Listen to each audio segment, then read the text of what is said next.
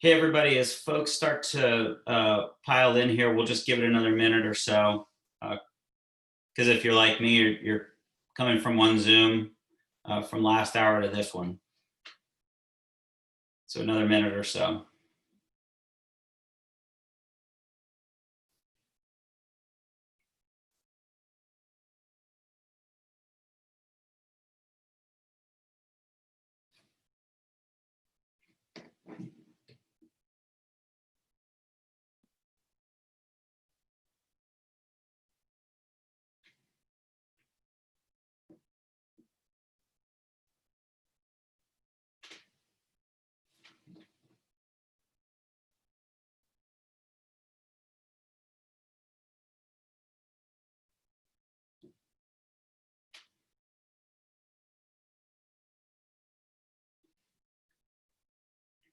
All right, great. I think it's a good time to get going. So welcome everybody to the first in our series of training and skills development that we're doing in conjunction with the Investigative Reporters and Editors Group, which you probably know as IRE, and the Google News Lab. So we're going to be doing this for 7 straight weeks. It's 6 different segments, and we do a rerun of each segment in back-to-back weeks because we're all dealing with furloughs and things like that. So if you're on here right now, that means you signed up for the first installment of the first segment. So you are early adopters, and thank you very much for that. And we hope that you find this valuable and that you come back every week for the next 5 weeks after this, or 6 weeks if you have a furlough in there. If you saw the lineup of segments, we start here with kind of building the foundation. This is about building a public records mindset. And each week we get more detailed, more specific, more sophisticated.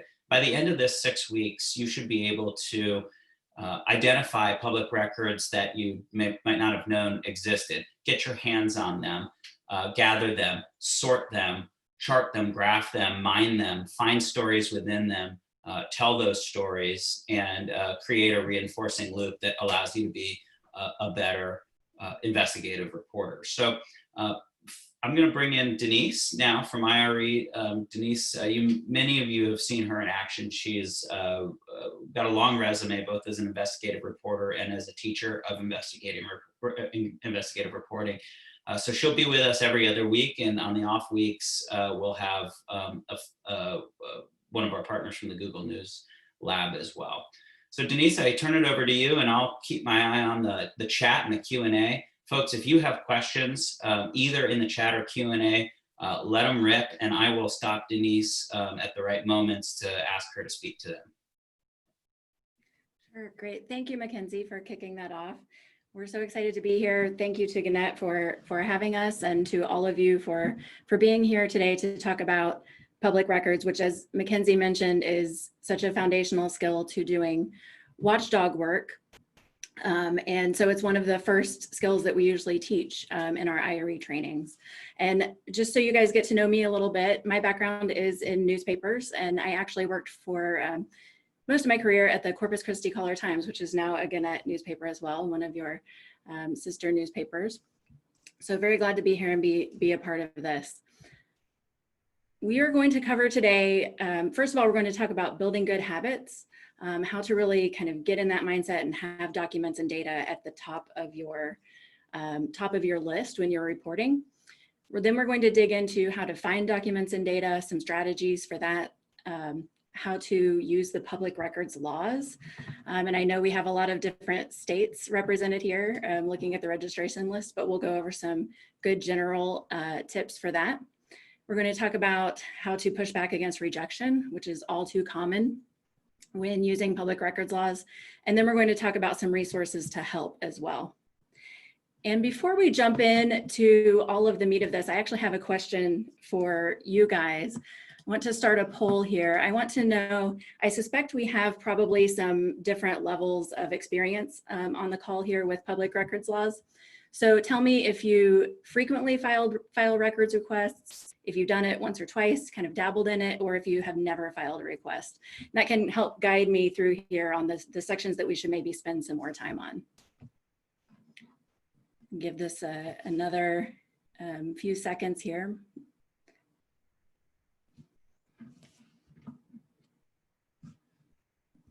I see with most of you voting so far, it looks like about half of you do records requests frequently, which is great. We have, then the other half is split between once or twice or not yet. So we have almost 50-50 split, it looks like, on experience here on the call. All right, great. So what I'm going to do when we go through this is I encourage you guys to ask questions. Mackenzie has full authority to interrupt me and interject for questions if he sees anything in the chat pop up, because I want to get to those questions as soon as we can. You guys can also hit raise hand if you want to speak directly and ask any questions that way. So keep those in mind as we go through the call.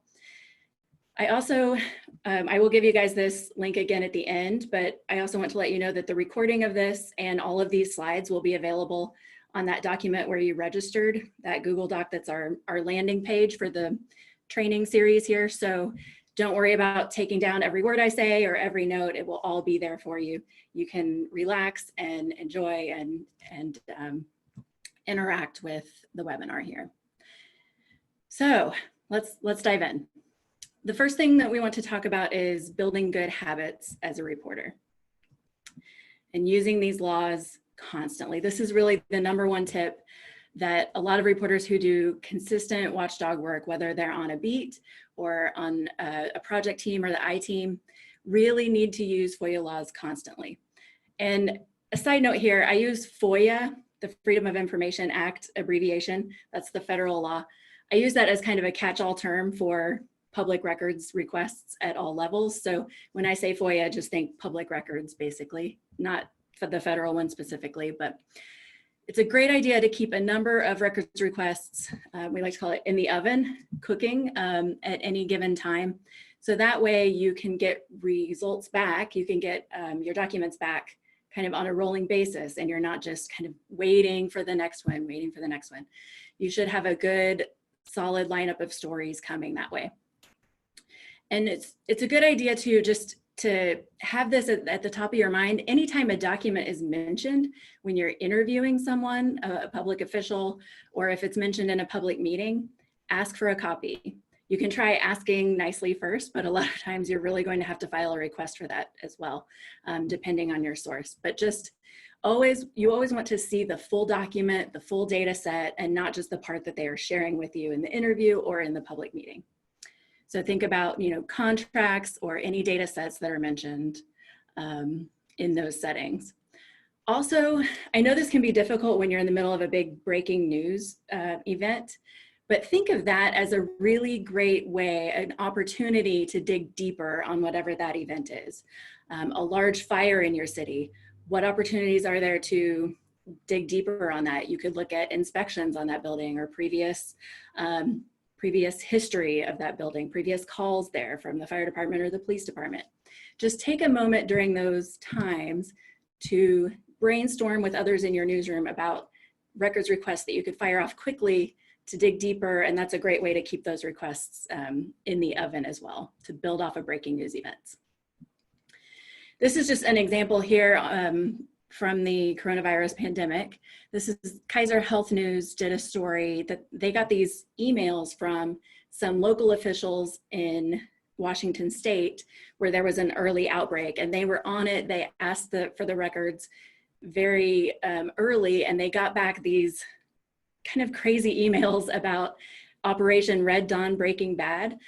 And it was these local officials corresponding with federal officials and warning very early on in the pandemic, even in January and February, that they were going to have a shortage of protective equipment, masks, and so forth.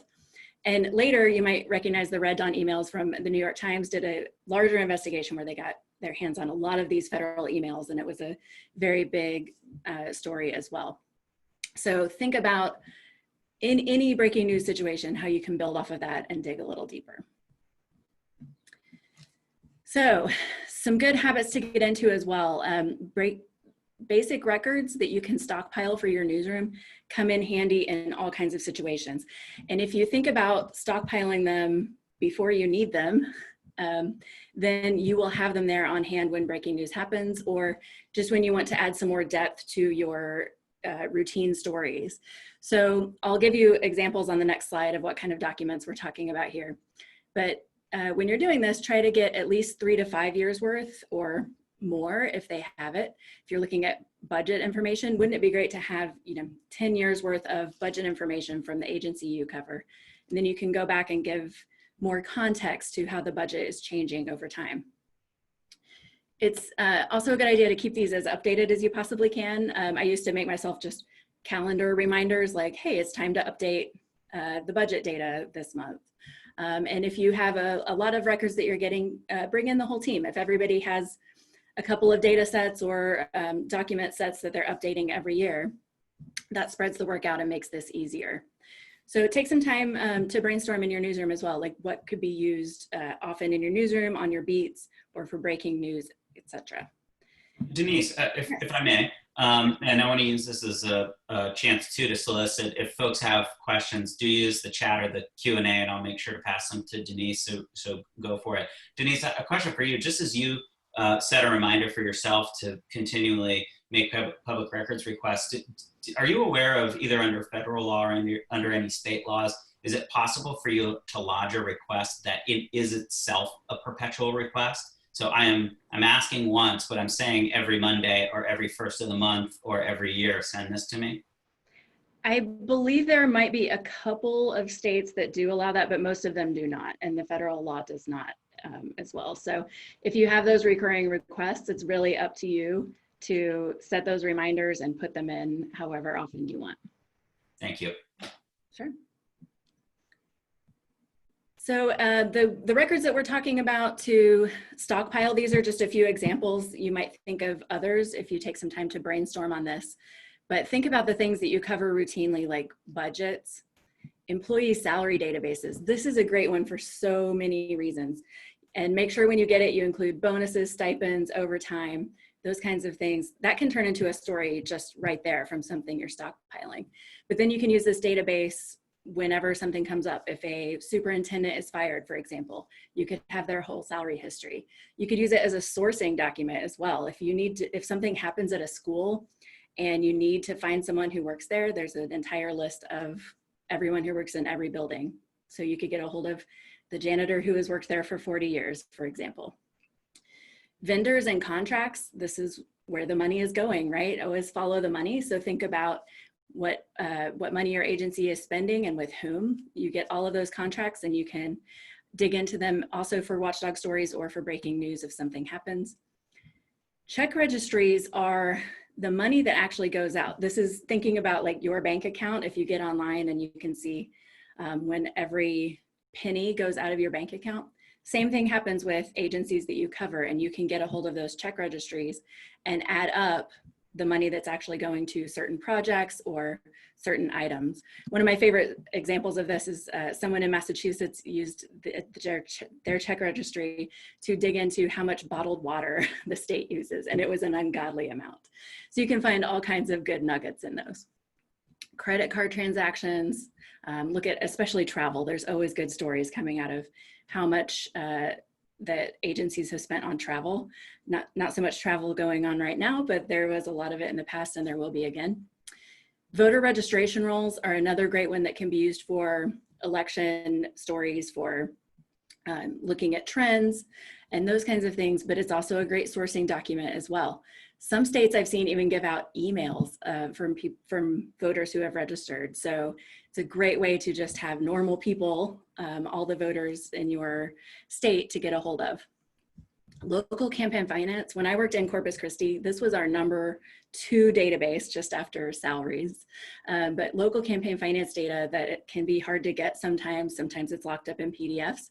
We made a database of it, made it available to us for reporting and also to our readers, and it was a huge resource for our community. 911 call logs are another great one that you can get a listing of every single 911 call log.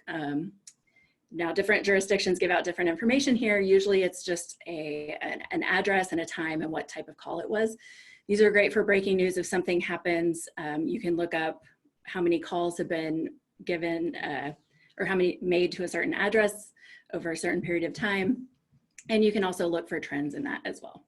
Denise, could you say a word or two about when you're making databases that you've acquired, public facing, certainly you're not just passing them along in the form in which they came back from the government agency, you're putting them in some sort of more organized and value added format, and you're doing something for context so that readers don't unwittingly or purposefully cherry pick and draw undue comparisons and contrasts. So any thoughts about the best practices for that?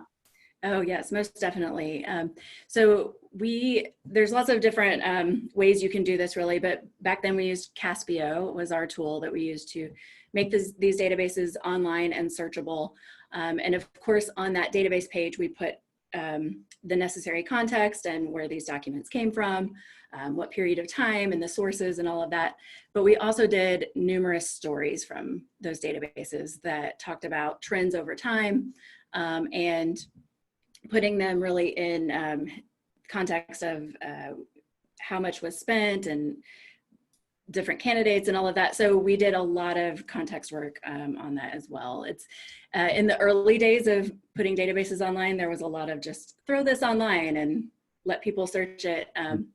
And some of that did happen where it would be cherry picked or people didn't fully understand the data. So it's really crucial to give it the necessary context. Absolutely. Yes, very good. And we have a question from David Oliver from USA Today. It's related to this. Maybe you can kind of forecast ahead to a couple of other segments that we're going to do in the coming weeks, because David asks, what's the best way to organize this data? You spoke a little bit to the old Caspio system on the back end, and he's asking whether Excel spreadsheets, Google Docs are tools that you would use. So maybe you can do a little PSA for what's coming up here. Yes, absolutely. So for, there's probably two different systems of organizing that you're talking about. I'm not sure which one your question is, David, but you can talk about the back end organizing for the newsroom to be able to access all of this information, data, documents. How do you keep that organized? And then how do you present it for your audience? And so we will talk about actually a lot of those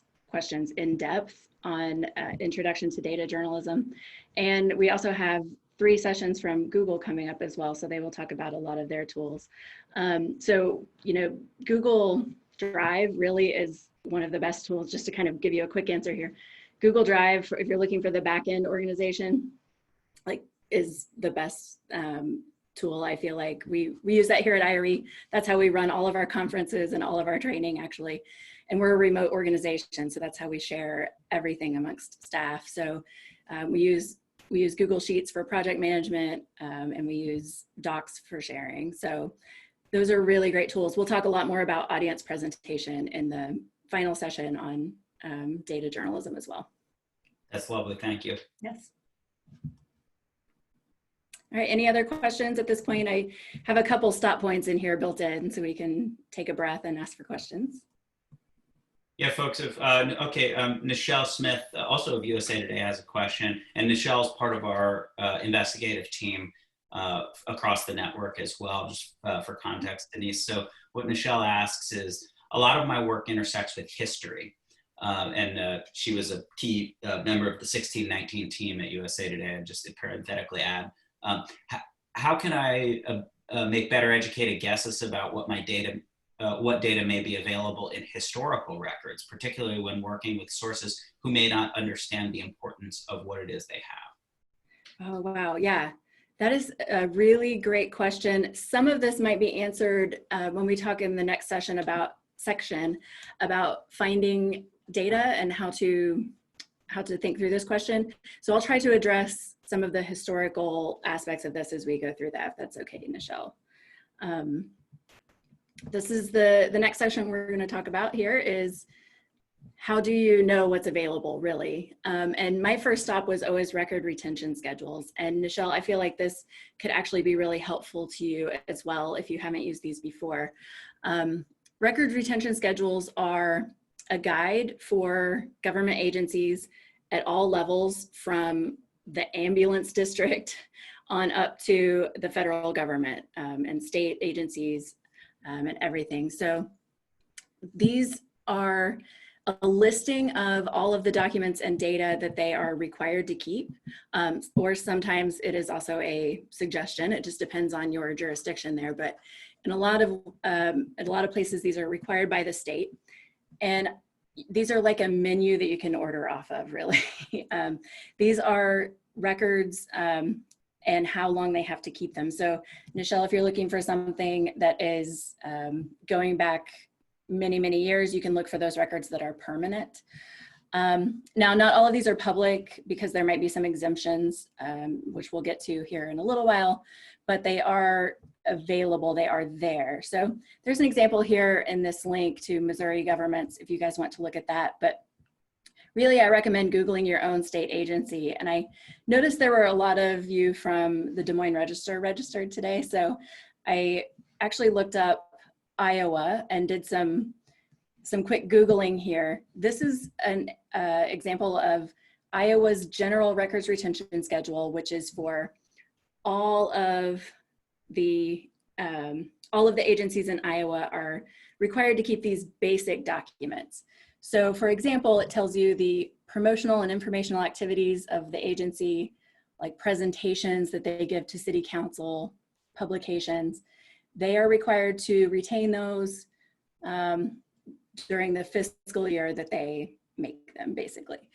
And this goes on and on and on. There's 15 pages of this one. And I also found in Iowa, there's a record retention manual put out by the Iowa League of Cities that is a good guide for cities there. And it has many pages worth of documents and databases that they're required to keep. This one, I found, these are the police records section here that we're looking at. So for noise permits and keg permits, I actually didn't even know that you're required to get a permit for kegs. That's how many I've bought in my life. But in Iowa, you are. And the police department is required to keep those for 5 years. And so you should be able to get, for example, keg permits in your city in Iowa for the last 5 years. So those are, yeah. Since you're coming up for air, would this be a good time for one or two other questions? Or yes, absolutely, go for it. All right, I'm gonna dangerously work with some of the advanced features here and trying to open up the line because Bethany, oh, she just wanted to say she was muted. Okay, Bethany, I guess I'm not going to unmute you unless you tell me to otherwise. But Lisi Beveridge, and I think if memory serves, Lisi's coming to us from Mississippi. I could be wrong about that, but she asks, how can a small team do some of these things? So she's it's a one-woman show basically for her, and everything you're talking about here seems like easier if you have more people, more everything. And she has plenty of experience, but she's only one person. What would you say to that? That is such a great question. And I know that so many of you out there are probably in that same boat. So my answer would be, there's a couple of ways you can do this, but number one, don't try to do it all. Don't get overwhelmed by the number of documents and data out there. Like, pick the thing that you are interested in and like kill it at that thing. You can only do what you can do, really. So think through like your strategy for what your mission and what you want to cover, and do that thing really well. The other thing you can consider is collaboration with some of your Gannett peers or some of your other news organizations locally, and essentially make your team bigger and try to put together a team that can go after some of these records. We just had a webinar at IRE recently with a coalition of news organizations of all kinds throughout North Carolina that they were all separately trying to get data on deaths and COVID in nursing homes across the state. And they found out they would have to put in records requests with every county. And each individual organization couldn't do that, but they all came together. There's about a dozen new news organizations handling this, and they're all doing better stories for it. So those are just a couple strategies for that. I can also give you some other resources for, there's some great groups to join of small teams, people who are all kind of in this same boat as yourself. So they all have really, kind of constantly help each other out. that's sage advice about narrowing and deepening the focus, committing to the things that you can really do well, and also partnering. So Lisi's gratitude, she's thanking you for your answer. I would also point out, Lisi, that there are people like Nichelle, who we just mentioned moments ago, who are part of the Network I team, who maybe you can partner with for some of the things that you need to do. Nichelle may know people who have done it before, so you don't have to start at zero, or might be able to help you cut through some of the initial steps. And I'd be happy to make pairings if you need to go elsewhere. Great, excellent. Yes, leverage that network that you all have. So before you get to the records request stage, you also might want to do a little online sleuthing for what's available. And we have coming up next week a whole session on in-depth advanced Google search. So I don't want to steal any thunder away from Maggie, but I do want to show you guys just my favorite type of advanced search in Google. If you come here to the advanced search page, which is just google.com/advanced_search, you can put in all of the terms that you're searching for up here at the top. And my favorite way to find documents and data that's available online anyway, is using this file format filter. So if you're looking for a document, a government report, you could look for PDFs. You can also look for Excel files, for example, .xls.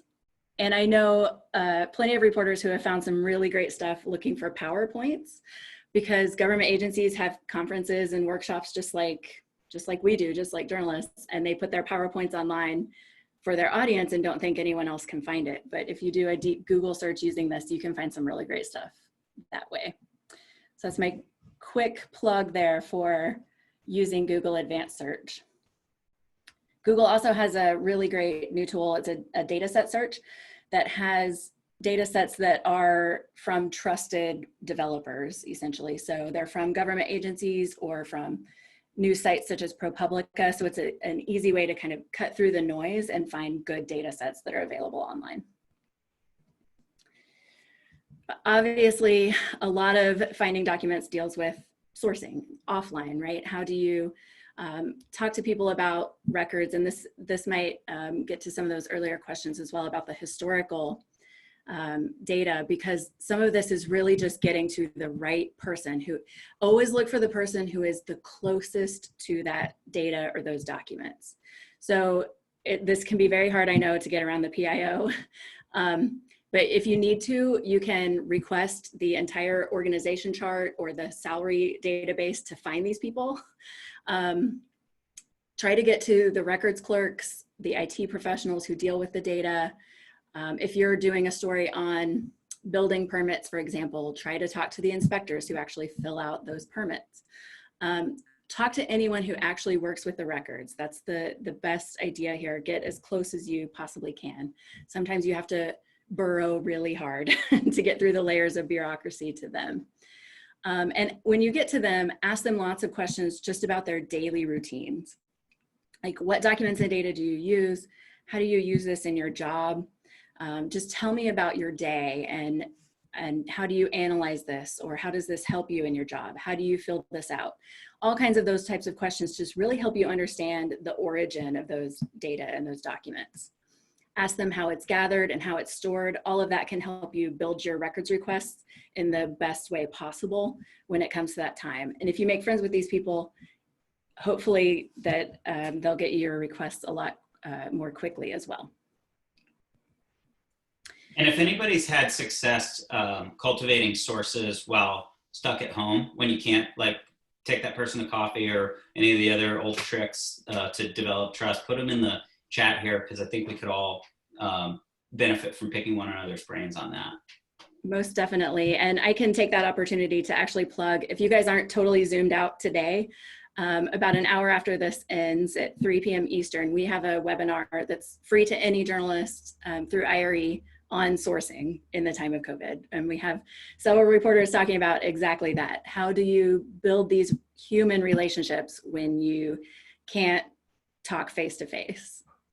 Yeah, I'm really looking forward to it.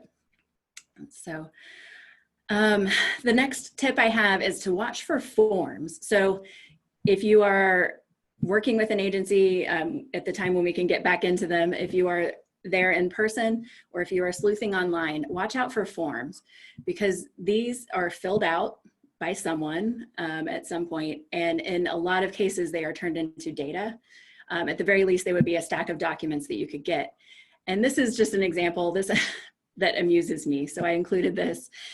We found this during a training session actually at the Capital Gazette in Annapolis, Maryland. And this is an application for fortune telling licenses from their city. And who knew that you would even have to get a license for that? But the form can tell you exactly what type of information you'll find out about these people. And in this one, it has if you apply to be a fortune teller, you have to give your entire criminal history, actually, and lots of information about where you've lived and what you've done in your past. And the Capital Gazette ended up doing a story out of this, actually, that turns out to be like, what does it take to be a fortune teller? Which was just kind of a funny offbeat story about how many jurisdictions it's illegal, but we allow it here, and here's how it's regulated. The key to thinking through what is available, this was my mantra. Anytime there's interaction with the government, information is created. So if you are working on a story about, let's go with the building permit example, and that's a private business usually, right, that is building something and they're trying to get building permit, business licenses, and that type of thing. Think through every layer of regulation that business has to go through and every interaction they have with the government. At each one of those points, a record is created for even private people, private businesses. All of that regulation creates documents and data. So just think through the process of whatever subject you're looking for, and then try to find those documents and ask for those. All right, we'll take another pause here to see if there are any questions in the queue. No, at the moment we're all caught up, but keep them coming. If anybody has either questions directly or Denise, or wants to suggest any ideas or trade back and forth to one another. Sure, great. All right, so we're getting now to the real heart of the matter here, is using the public records laws. And since there are some of us on the call who have not used the laws before or have only used them a couple times, I'm going to go through some basics here at the beginning before we get to some more stuff about how to really overcome roadblocks. So there are two main systems that govern public records in this country. One is federal, that's the FOIA law I referred to earlier. And the federal law covers the executive branch agencies only. And I bolded agencies there because it does not cover the White House or that part of the executive branch, the president. It covers agencies like Department of Energy, Department of Education, etc. It also does not cover Congress or the judicial system. Those are under separate laws. So you can really only FOIA the federal agencies. And also, I don't know if any of you on the call have too much experience with the FOIA law. It is a very broken system, is a nice way to put it, I think. Seems like just every year and every administration, there gets to be bigger backlogs, just worse and worse transparency. So I don't want to dissuade you from using it at all, but if you do use it, in many cases, there's going to be a very long wait, sometimes months or years. And there are ways around that. Think about if there are state agencies that report up to the federal government, is there another way that you can try to get what you're looking for? Think about the Red Dawn emails and how KHN got those quickly from local officials, even though they were with the federal government. So if you can find a way around the federal FOIA law, use it. Most of what we'll talk about here is state FOIA laws, and each state has its own law. So there's 50 jurisdictions with varying exemptions, processes, rules. You really need to get to know your own state law, or if you have to put in a request at a different state, get to know that state law. And we'll talk about what to look for in those laws. Each state law typically covers every government agency within that state, from the state level, like their Department of Education, on down to local cities, counties, school government. Sometimes they cover the legislatures and the courts. Sometimes those are under different laws. It just depends on where you are. And Denise, as you're walking through some of the things there, Bethany, who didn't want to have her microphone unmuted before, does have a question, and maybe you can lace your answer through this. She points out that there are exemptions and excuses built into these laws that are increasingly being used, as you alluded a moment ago, Denise, and especially in this moment of the pandemic, the sort of overly broad, maybe even capricious exemption of the request being burdensome is sort of the cheap refuge that government agencies are increasingly leaning to. How does one overcome that? Yes, we will talk about that, Bethany. We will address, and specifically what's happening right now with the pandemic as well. I'll give you some resources and some ideas to deal with that for sure.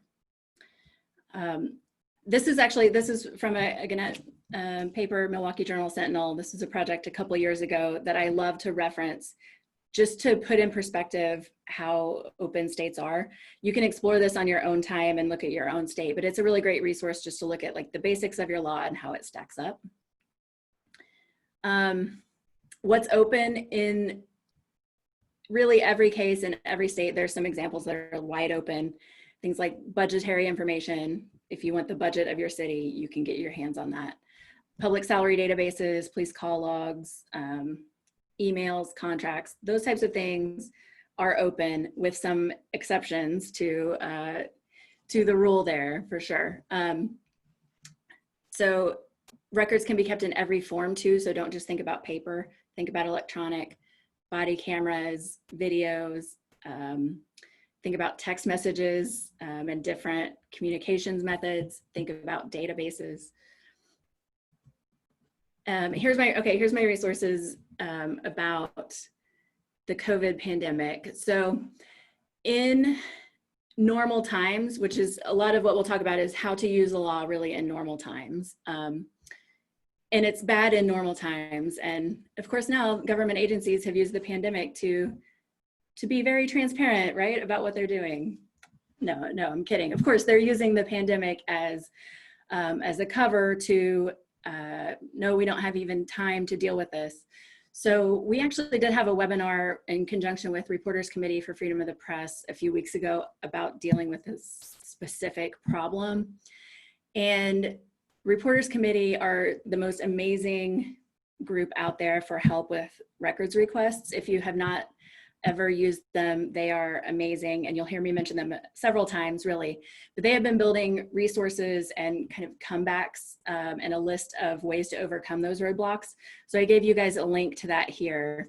They are really the experts at this kind of stuff, and here's a tip sheet from that webinar that I mentioned as well that has some really great tips. To sum that up for you guys right here, essentially you need to argue that transparency is of the utmost importance right now. And if they don't buy that kind of argument, which a lot of them are not, call a lawyer. I don't know what kind of resources you guys have available to you at your individual papers or through Gannett. Reporters Committee does have a hotline that you can call with pro bono help as well. So essentially my answer to that is don't go it alone. There are so many different jurisdictions and different like technicalities that they will try to get you on. So it's hard to give a blanket answer, but really like just immediately call RCFP or your attorney because it should not be happening. Really, transparency is more important now than ever, and it's time to fight this. I can speak to the process for Gannett a little bit.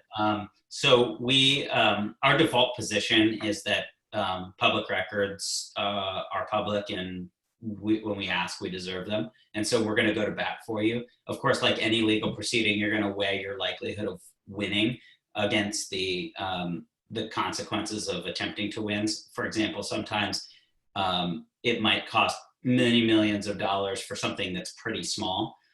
In other cases, it might cost you might win the battle but lose the war because it might create a precedent that we actually don't want. But as evidence of our commitment, we took a case from the Argus Leader in Sioux Falls all the way to the Supreme Court for public records just in this last session. And it's not our first stop before the Supreme Court on public records. We've argued successfully to circuit courts as well across the country, and created positive case law for public records.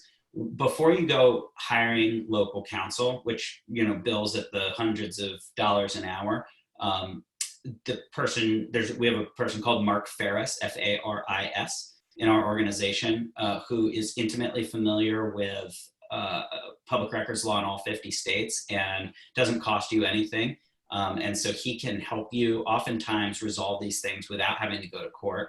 And so, and if you don't have a relationship with Mark, ask me and I'll put you in touch with him. He's like the world's nicest guy and also has a killer instinct at the same time. So, and then while I'm speaking, Denise, if I may just carry on with a comment or question, this from Lisi, who confirms she's from Mississippi. I was speculating about that before. The penalties for violating public record, there's a $100 fine there. So there's no real motivation though for the agency to comply. Basically they could just pay the $100 for the get out of jail almost free card. What would you say to that, Denise, when the penalty is not enough to prevent the crime? Right. Yeah. There's many jurisdictions where there isn't a fine at all as well. Some of them have higher fines or jail time. And you're right. Like there is oftentimes no penalty. There's a couple strategies we can talk about at the end, but I would say call Mark. That was great. Great information, Mackenzie. And what a great resource for you guys to have, because you're going up against attorneys in these agencies, right? You're going up against the city attorney, the county attorney, whoever it is on the side of the government who is trying to not give you information. And you oftentimes need legal advice to get through that situation. So I would even actually, when I had very obstinate agencies I worked with, and I sent a FOIA by email, I would CC my attorney in the beginning of the whole process. And he wasn't reading them and he wasn't helping me with all of them, but I was putting that agency just on notice that I have an attorney and I'm not afraid to use them. And sometimes even just the fact that they know that can help kind of shake that loose.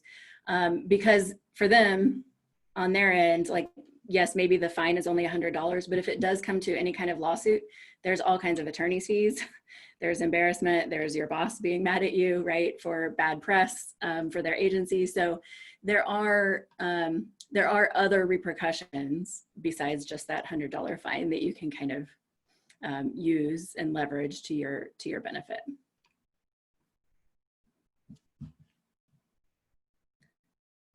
All right, great. Any other questions while we're paused here? We're good. All right, we'll keep rolling. I also wanted to give you guys Sorry. There are two. They just my scroll bar was not scrolling. It's one and only had one job. Sherry Carlson is asking, do you have any tips to foster a culture of digging for public records in a newsroom? So yeah, what do you think there? Yeah, absolutely. This was something we really tried to do when I worked in Corpus Christi, and it was something that really every editor, from top down had to buy into, and just start asking those questions of their reporters of what can we request that might dig deeper into this story. Like that's the question to ask your reporters. If you're an editor, if you are a reporter in the newsroom, really start working on these stories yourself and kind of start talking with your coworkers. Just start these conversations. It really is like on an individual person-to-person basis here to build that culture. Start asking, hey, have you thought about what we could request here? And talk about it. Try to think of every story at least as an opportunity for a records request. Of course, you're not going to put in a request for every single story, but try to just at least think about it and what might be possible with every story. And that really starts to build that culture very quickly, especially when everyone in the newsroom starts seeing results from it. Okay, excellent. And then maybe an opportunity to plug IRE.org or other resources here. Adam Tamborin, writing in from Tennessee, is asking, is there a person or place who collects and shares creative examples of public records reporting for those of us who learn by example. Yes, we have a huge, vast resource actually at IRE.org. If you guys are members, this is behind the membership paywall. If you're not a member, it's $70 annually for professionals. So behind that paywall, you'll find a number of resources. The one specifically I'm thinking of here is called Stories. And it is a database of over 25 or 26,000 story recipes, essentially. Everyone who enters the IRE Awards, not just wins, but everyone who enters, their stories are featured here. And when you enter, we make you fill out a really lengthy questionnaire. So I don't know if any of you out there have filled this out, but it asks very specifically, where did this story idea come from? Was it a tip? What documents and data did you request? What tools did you use to work with those? What was the impact of your reporting? It's essentially, it is a recipe for doing that story. And that was one of my favorite places. I feel like it's one of our best but least used resources at IRE, but it was one of my first stops as a reporter. If you're covering nonprofits or universities or business or whatever the subject is, go to the story database and search it, and you will find something awesome there with a list of records and everything that they use to put that story together. That's very good. Thank you for the question, Adam. And having seen you in action, I think you're somebody who teaches by example. So just keep doing what you're doing. Denise, there's another question in the queue. It's not pandemic related. I'm going to ask it of you. And if you want to put it off till later, that choice is up to you. Tom Dombeck is asking if you have any tips or tricks that are specific to sports. So for dealing with high schools and colleges, both public and private. And I think Tom's saying that he sees opportunities to do data reporting in sports that may be as yet unseized upon. Yes, Tom, I love this question because you're bringing up the point that you don't just have to be a news reporter or an investigative reporter to use documents and data. Sports features, really everybody in the newsroom can be using them. For covering private schools is very difficult, as I'm sure you know. There are some really great examples though of documents and data for public schools and universities, and I can send you some. Tom, if you will send me an email at denise@ire.org, I will send you some of our really great tip sheets on that that have links and specific resources for you. Great. Thanks, Denise. Julia, I'll address your question in the chat, and so that Denise can keep going. Okay, great. This next slide here that I have up, I wanted to give you guys a list of specific documents related to the pandemic to request, because this is one of our most common questions that we hear these days. And so I'll let you guys read these, but the idea here is to go beyond emails that are very difficult to get, and you a lot of times get that burdensome exemption thrown at you if you are asking for a lot of emails. So these are very specific documents that the idea is you can try to get them a lot more quickly. Things like response plans, daily briefings, inventories, a lot more specific things that should be easier and less burdensome for the governments to find. And this list came from a really excellent pointer story on records during the crisis that is linked here as well. That is another great additional reading for you guys. So when we're digging into the laws here, there's 3 main tips, and I'm going to go through each one really in depth. But one of the best ways to ensure that your request is fulfilled and quickly and is what you want is doing your homework before the request and knowing what is available and asking for it very specifically. So we'll talk about how to do that, and we'll talk about the specific types of language that you want to use in your request. And then we'll talk about following up and trying to overcome those roadblocks and how to work through challenges that come up. So number 1, know the law in your state. There's a link to some great Reporters Committee guides here that you can look for very specific portions of each law. So if you need to look up something quickly in another state, that's a great resource. Study those exemptions. Now, in most states, there's some very common exemptions that come up, like personal information, like your social security number or the credit card number of an agency. There's some that are in various states and not in others, like deliberative documents. If this is a plan that we haven't put into action yet, you can't get your hands on it, which is a very frustrating one, because then the agency uses, well, everything is deliberative, nothing is final, right? There's exemptions for security, trade secrets for businesses, open police investigations, and on and on and on. Some states have just like literally hundreds of pages of exemptions. So really get to know those. And also be careful to look into other laws too. When I was in Texas, this happened to me all the time. I would ask for something, I knew it was open under the FOIA law, and then they would throw back at me, oh, sorry, under the healthcare law or under the education law or whatever. This is a state law. Not talking about FERPA or HIPAA here for those of you who have run into that, but other exemptions under state laws. So those happen all the time as well. It's like you have to really fight your way through this jungle of laws. Now, if something is specifically exempted under the law, the only things I didn't really want were like social security numbers or credit card numbers. Like, I know I'm not going to get them. I don't want them. So I would consent to redact those just right off the bat to help try to speed up my request. But for any other exemption, ask for it anyway. Some of these exemptions are subjective, that the agency could decide to give it to you, and sometimes they do. It actually happens. Sometimes they don't, but you can make a case for yourself. And sometimes they slip up and forget about an exemption. That happens too. So always ask for the information anyway, and say in your request that they have to cite the very specific exemption that they're using, because sometimes they misuse them, and that's how you can fight a denial, is knowing exactly what they are saying it is exempt. So also, when you're getting to know the law, make sure you know what's the time limit for a response. Some states, this is just a few days or 10 days. Some states that have no limit, like literally there is no timeline for an agency to respond, which is extremely frustrating. What does your law say about electronic databases? Can you get that in the format that it exists, i.e. in a spreadsheet or a text file instead of as a PDF? Do you have to be a resident of that state? Several states now say you do, so you have to find a friend there. Arkansas is one of them that comes up a lot. How much are they allowed to charge you in fees? And also get to know the appeals process. All right, so this is my, my mantra when writing a request is, how can I build a pathway to yes?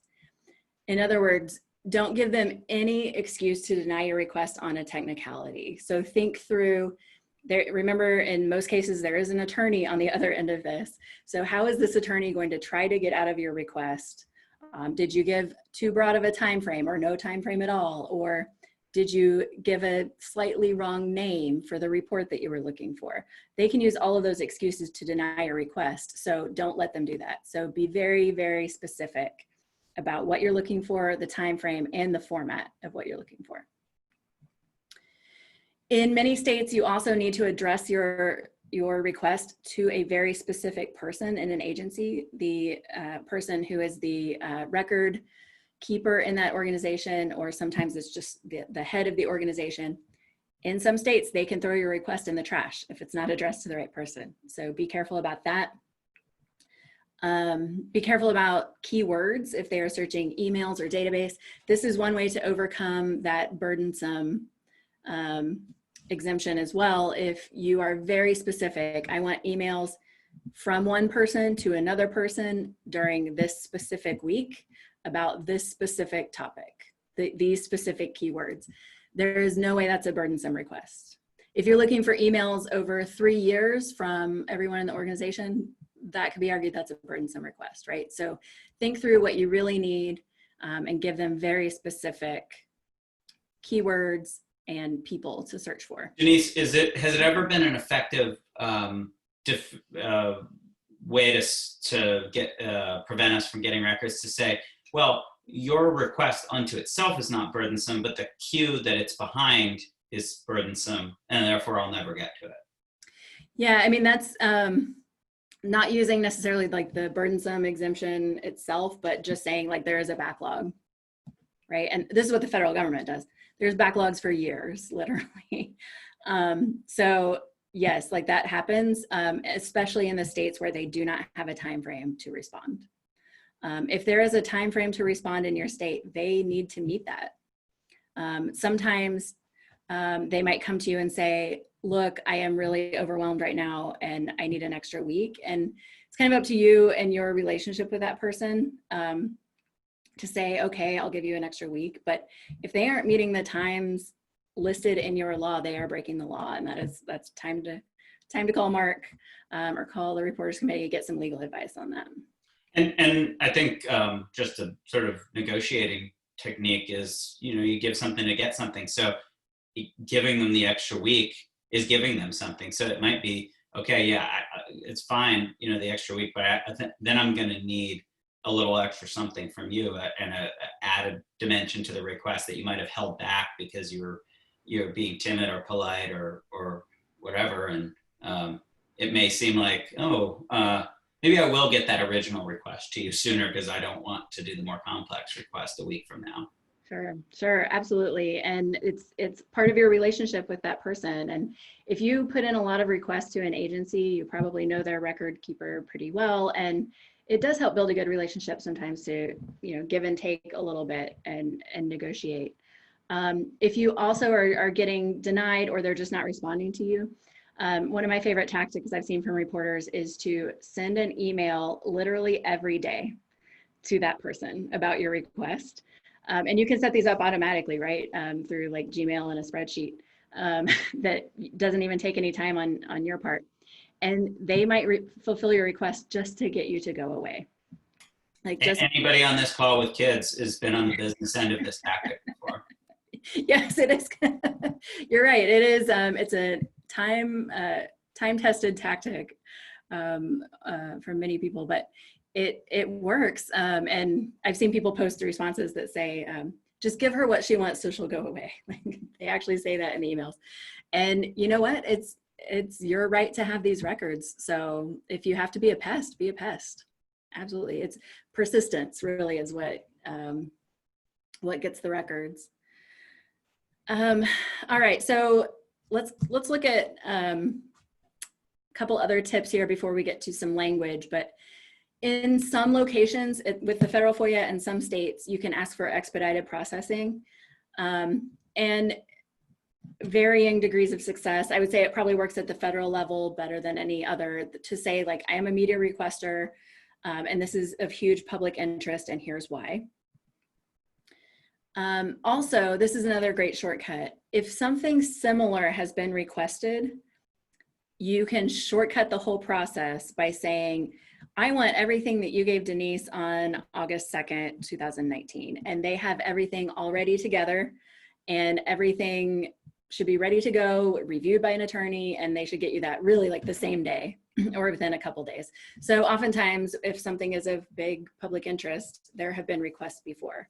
So I actually made it a habit in Texas to request the FOIA logs of our city and the agencies I covered every few months. It helped me keep an eye on things, but it also helped me say like, okay, this is an interesting thing, I'm going to check it out. This is not the same thing as stealing someone else's story. Use your own moral compass on that, because I also know people that this has happened to, looking at other media requesters. But all records requests are open, and in most cases, agencies keep those in a spreadsheet that is very easy to check out. So there's an example there. It links to the University of Oregon, and you can even see some requests like that. Like, I want everything that Fred got on a certain day. So check out those FOIA logs. Also, when you're writing your request, always ask for the extras at the same time as you write your request. So if you're looking for data, get the data dictionaries, the record layouts, you know, the guide to the data. If you're looking at an issue with, say, something happening in your police department, think about what you might need to put that into context, like manuals or training guides, for example. You want to put that in at the same time so you don't have to like wait for one request and then, oh no, I have to go back and get something else. So just try to put it all in one request, anything that you might need for context. All right, also, when you're writing a request, I always just put it right in there from the get-go. I asked to inspect the records. That was because in Texas and in many other states, this is an actual part of the law that you can inspect the records instead of get copies. So they bring you into a little room, usually with like the attorney or someone to babysit you, so you don't steal the records, but you can inspect them and then say, I only want copies of these 10, or you can bring your own scanner, or these days really use your phone, right, as a scanner to take pictures of them and get the documents for free, really. There are also some states with fee waivers, and the federal government does this as well. They make you jump through some hoops. A lot of times they'll give you a fee estimate that's thousands of dollars, and you have to write back and say, here's why this should be free. I am a media requester. This is a public interest, etc. You can also try to ask for information electronically. For emails, for example, ask for those in electronic form. Always get your data in electronic format, in a spreadsheet or in a CSV. For example, I know fees, I could probably talk for an hour just about fees, because this is a major roadblock that agencies use as well. Sometimes they will send estimates of thousands, hundreds of thousands, millions of dollars just to make you go away. And I can give you many examples where those estimates were proven false. So sometimes they might be actually correct for a few $100s or a few thousand, because there might be a lot of time for like the attorney to review them, for example. But my main tip with avoiding fees is to try to inspect, ask for electronically, and then we'll talk about some other roadblocks as well. And I'll throw in here, I mentioned Mark Ferris before, and the guy's like a magician, and one of his magic tricks is to get fees to go away. He has time-tested ways to overcome those things, especially typically citing that state's law back on the person who's claiming the fee in a way that just is like bamboozles them, and they just give it to us finally. And sometimes it's a settlement, and instead of thousands, we pay hundreds, and that sometimes may even be more than we wanted to pay, but it's enough to get the records now, make the issue go away, and not submit to the outlandish numbers that are being thrown at us the first time around. Yes, that is great. I'm glad you guys have that resource. And to help him out, always get an itemized listing of all the costs that go into your fee, so that you can look at how many people they're using and their hourly rate. You can start to attack basically everything line by line, and that is really the way to go about that. The hourly rate's a particularly humiliating way to destroy these people, because, well, not the people themselves, but they're stonewalling. Sometimes it lays bare what they're paid. Other times it lays bare. We've had examples where they've found the highest paid person in the entire organization and billed at that hourly rate. So, the executive whatever person is making $200,000, and that comes out to a certain amount per hour, but the clerk is making $9.73. And when it comes down to it, it's, if you're going to bill by the hour, it's the $9.73, which has the added dynamic of making it really embarrassing that the head of the organization is making 200 grand and he's paying his or her staff barely above, poverty wages. So there's some shame in that, and we're not afraid to use that either. Right, yeah. And there's no way that executive is working on your request. It is the clerks who are doing it. And this is where your salary databases can come in handy as well. Here's a few resources of templates if you need some language. I always took a template and kind of reworked it for my own needs and had those just ready to roll. So here's an example of just in Missouri, where IRE is based. So we use this as an example for a city salary database. Notice that I included the exact years I wanted, and I use this language, including but not limited to the following fields. And fields in database terms is just columns. So I wanted all of these columns of data, and I list them very specifically. I want the name, the hire date, DOB, title department. and I want the overtime payments, bonuses, stipends, and total compensation. And I list those because I know if I just say I want the salary database, I won't get the good stuff like overtime and bonuses. I did that many times before I realized I have to put these in specifically. So always try to list exactly what you want in the database. And if you know through your homework what exists in it, then even better. This is the rest of my language here where I consent to redacting social security numbers. I make sure to get the record layout and the documentation for the database. I say the format I want. I give my contact information.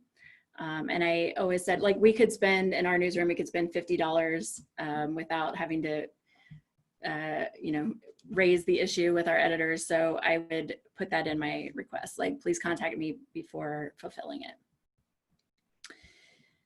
So that's a kind of basic example. This is one of my favorite examples. One of my coworkers here at IRE wrote this when he was a reporter. And he did his homework so well that it is no question what he is asking for. He told them what he wants and where to search within their own record systems. So he had a source telling him what to look for. So this is some great language to use and to strive for. Also study how lawyers use requests. I mentioned several times that you're dealing with attorneys on the other end. So it's always great to kind of just look how attorneys write their requests. And at this link here, this is from the ACLU. There's actually like 11 bullet points in here, I think, of 11 separate documents they're looking for. But you can see how specific they're talking about the exact sections of the law that they want the records under in a very specific time frame and just very meticulously written. All right, so we'll pause here for questions as well. And I know we've gone a little over the hour. We have a few more things to talk about just in following up on requests and challenges. But what questions do you guys have? Yeah, some of them you've handled along the way. For example, Kim had a question about fees, and you went in depth on that. Austin is saying, I work in sports. I missed that email for Denise to ask for those resources. Can we have her repeat her email when she gets a chance so I can hop on that train with Tom?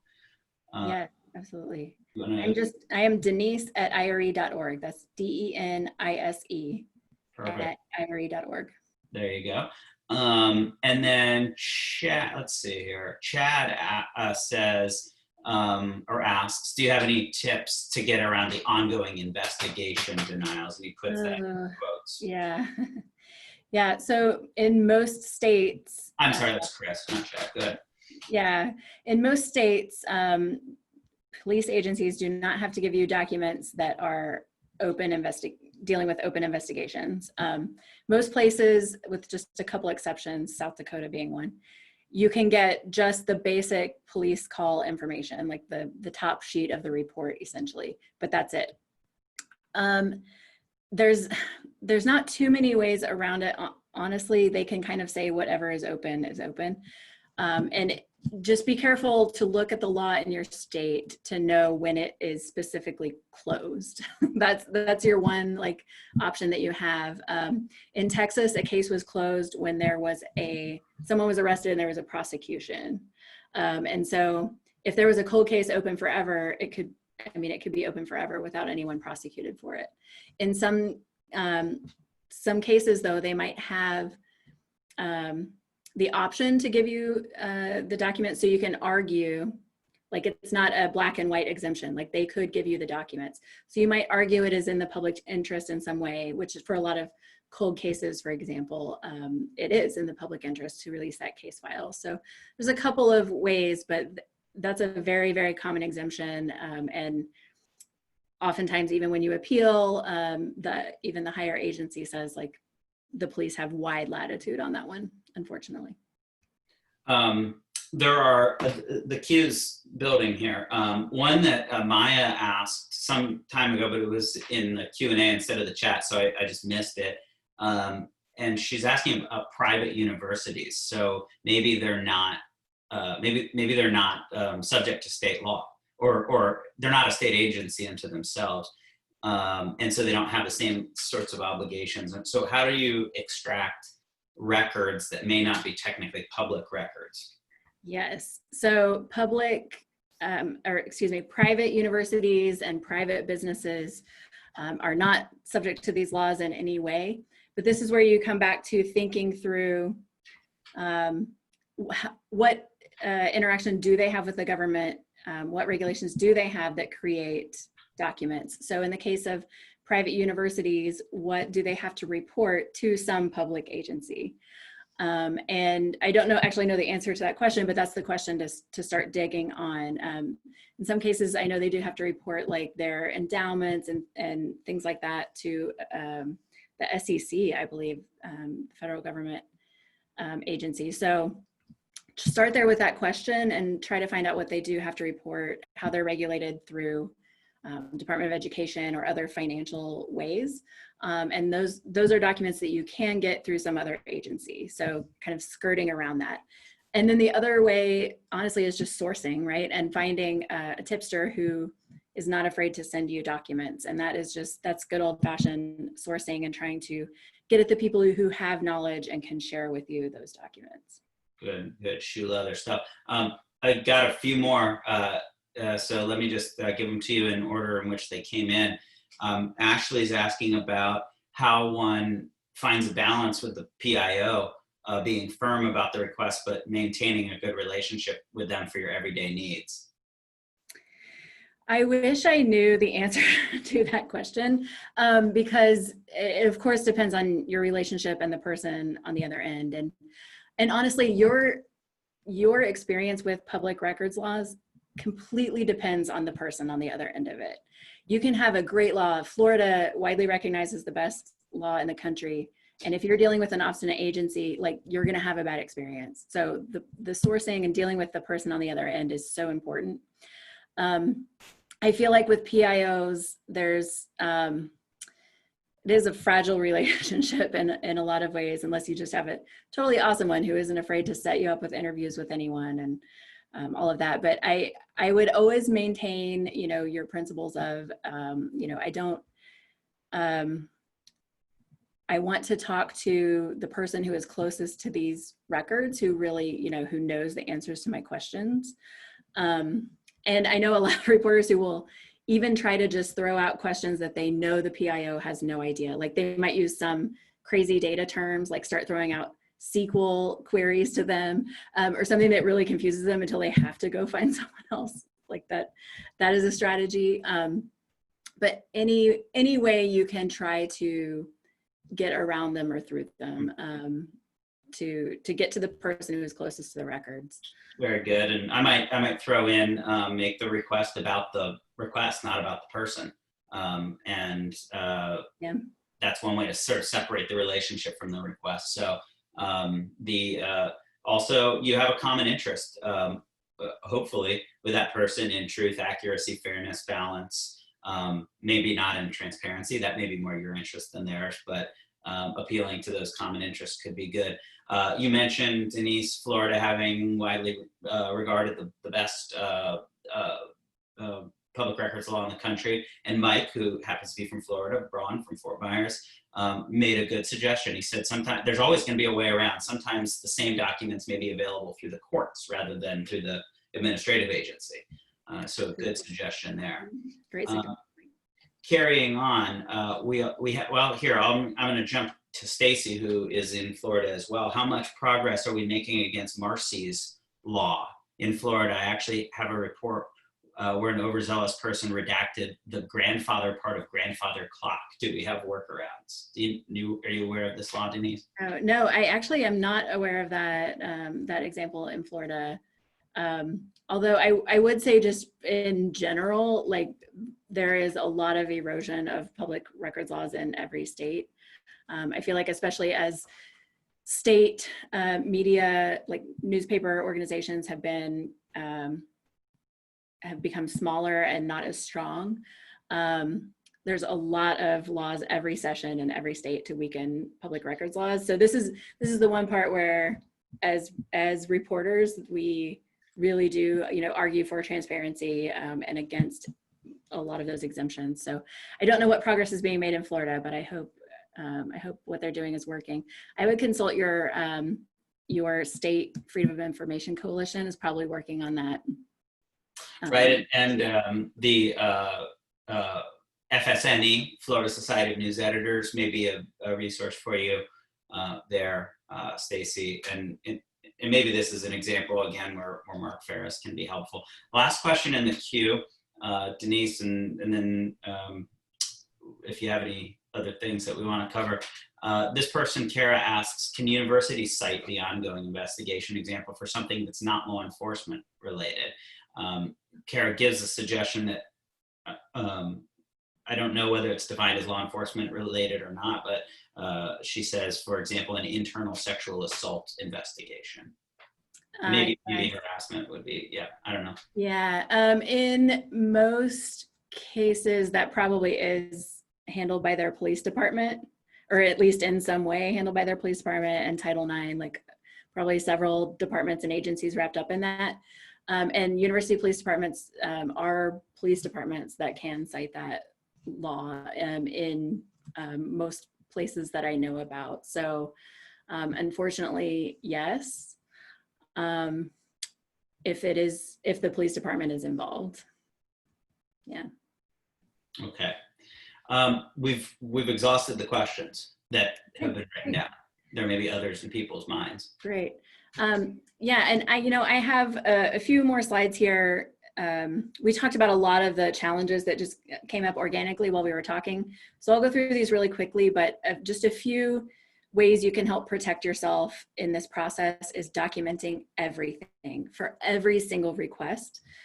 Even if it's something you think is easy, maybe it's not. You never really know when it's going to come to an appeal or even a court case eventually. So keep that paper trail, every letter, every email, keep track of every phone call. If you're getting completely stonewalled by an agency, it really helps your case to be able to put into your appeal to say, I have attempted to call them 20 times, every day for the past 3 weeks and no response. Keep track of every conversation. If you have to appeal, or your lawyer will thank you for that. I loved tracking my requests just in a spreadsheet. This helps me keep everything very organized. At this link here is a template that you guys can use. It's just a Google Doc, a Google Sheet, so your entire newsroom could use it. And you can say what date all of them are due, sort it by that date, and know when you have to bug people. Try to follow up on every single request, because when you are stonewalled and they don't even answer you, and I've been there before too, like you just kind of let it go, it's past deadline and whatever, but it teaches that person on the other end that it's okay to do that. So try to follow up on every single request. You can also try to go up the food chain. Elected officials can be more responsive sometimes. Maybe your city council person that you work with, or the mayor even, they're more responsive to the needs of the people in a lot of cases. So they don't want that negative publicity, so they might help shake things loose. Try a different agency that Mike mentioned. You can write about the denial. There's an example here at this link. Another trick I love and is always amusing is to request all of the processing notes or emails about your request. I guarantee you there will be really juicy information in there about how they're trying to stonewall you and can help you, basically give you ammo to fight the denial. I won't go into this in detail because the appeals process is different in every state, and in some states there isn't even an appeals process. Basically, you just have to go to court. But if there is an appeals process in your state, use it. Appeal everything. I also had an appeals template ready to go that I would just plug in details so that I could fire it off to our Attorney General.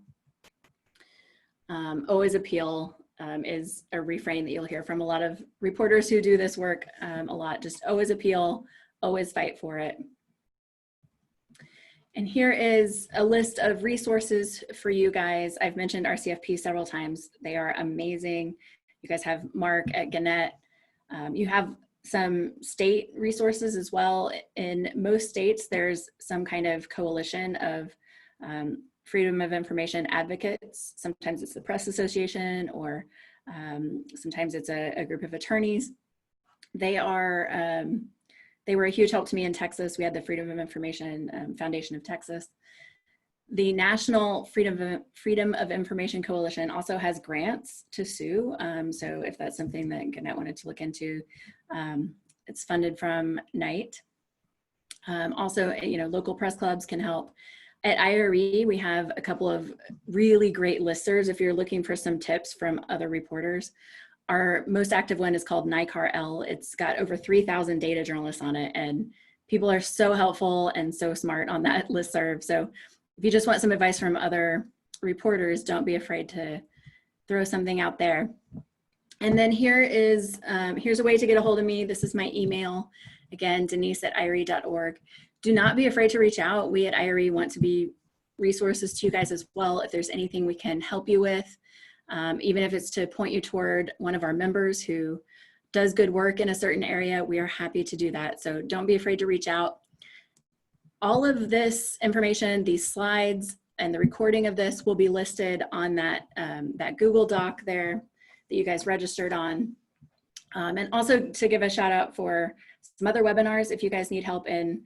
There's one coming up in about 40 minutes here on sourcing during this time. And we have usually one webinar a week that is freely available to any journalists through IRE. So you can check those out at ire.org/COVID webinars.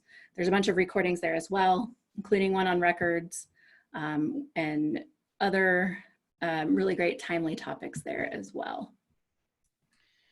Well, Denise, thank you so very much. This has been a great start. So next, let me just project into the next week. If there's anything that, if you want to take this again or direct anybody to take version 2 of this, we're doing everything twice. And so next week on the 26th, it will be not a rerun, but another rendition, live rendition of this in the afternoon. And then we're also going to do the second segment in this series with the Google News Lab. And that is called Advanced Search. So Denise, how do folks sign up for those? Looks like you've got it on your screen just now. Yes, absolutely. That bit link to Gannett, this bit link, Gannett Virtual Training 2020, brings you to this Google Doc. So it has every session listed here that is upcoming, and it has registration links for each session. So whichever one works for your time schedule, be sure to check that out. It also lists all the descriptions of the upcoming training. So be sure to sign up for whichever ones work for you, whichever one you're interested in, you can pick and choose. And if you can't make it to any of those times, the slides and the recording links will be posted here as well, so you can catch up. So this is a link for you guys to bookmark and keep and come back to for any of those resources. That's really great. Hey, thanks so very, very much, Denise, and thanks to everybody who came, who asked questions, and we look forward to seeing you next week and in the weeks to come so that we can all build our skills and be better watchdogs along the way. Take care, everybody.